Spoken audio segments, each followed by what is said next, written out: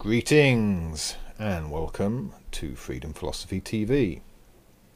James Mumby, aka the Honourable Sir James Mumby, was in the news a couple of months ago.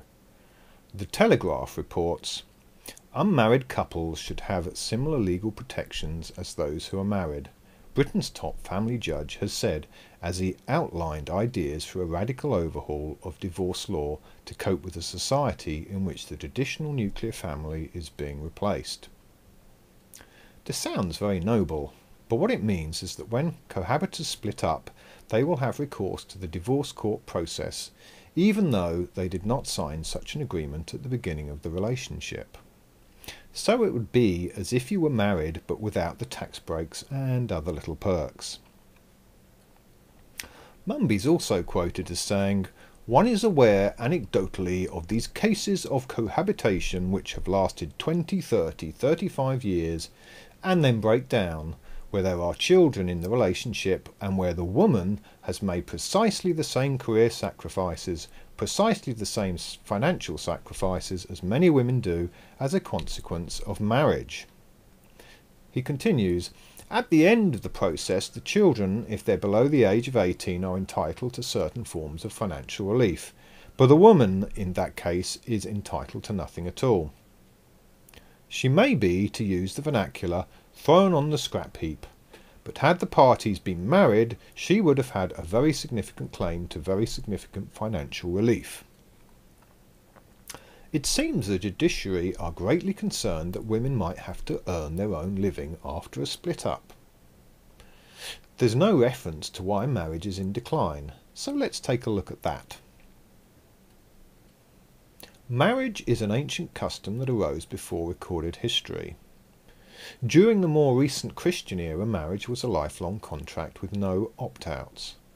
King Henry VIII broke this tradition and split from the Roman Church, but even so, divorce remained only a possibility for a wealthy elite.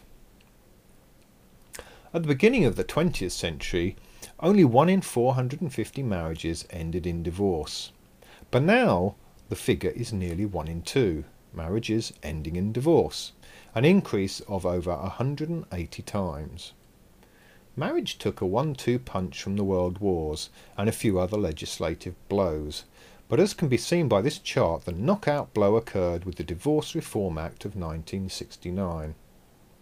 A product of the second wave liberal feminists, this law unleashed a 30-year tidal wave of divorce. Business for the divorce courts had never been better, as the judiciary extracted millions in tax revenue each year to break up the finances of divorcees and divide the spoils. As can be seen, marriage has been in a 30-year downtrend directly linked to the 1969 Act. Now men marry at a quarter of the rate that they did prior to the Act. So the supply of married people is finally diminishing. For the last 15 years, the divorce rate has started to decline.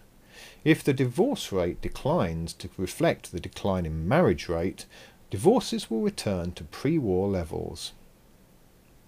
Of course, this means that a lot of divorce lawyers will be looking for work and unlikely to be able to sustain the 6-figure salaries some of them are used to, if they are even able to keep their jobs. Mumby himself has an annual salary over £200,000. Nice work if you can get it. These people have a huge financial incentive to protect their divorce racket and their elite life of mighty titles, government handouts and fat pensions. How tragic when the chickens come home to roost. Why are so many people rejecting marriage? In truth, people are rejecting the government's divorce process. Often drawn out and very stressful, the divorce process is a terrible strain at a time in people's lives that's already emotionally challenging. Marriage is, of course, the vows the parties make that form their marriage contract, and the lived experience following that contract.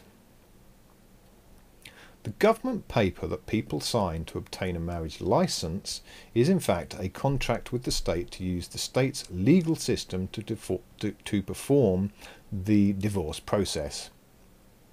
Men have come to realise that there is a problem with the divorce settlements, in that the courts expect men to continue to support ex-wives as if they were still married.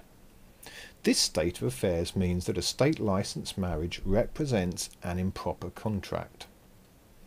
It's as if one had hired a car and then upon returning it, it was still expected to pay the rental. Duh! Nobody expects an ex-wife to continue to keep her ex-husband's house tidy, climb in bed with him at the weekend and prepare him meals. Yet he is expected to keep his ex-wife in the conditions she had become accustomed to during the marriage. She might even keep the house, for example, that he had been paying most of the mortgage for. Imagine if a car rental company could sue you for ongoing rental, even though you returned the car, and the basis for their claim was that they could have invested the money they spent on renting you a car in a more lucrative business. That is of course crazy, but none of this seems to be given a moment's consideration by the legislature or the press. If this idea becomes legislation, there will be no way to ensure that Mumby and his crony friends can be kept out of our private lives. Please consider donating to my channel, and I'd also request that you share this program with your friends, particularly if they are men. Thank you for listening.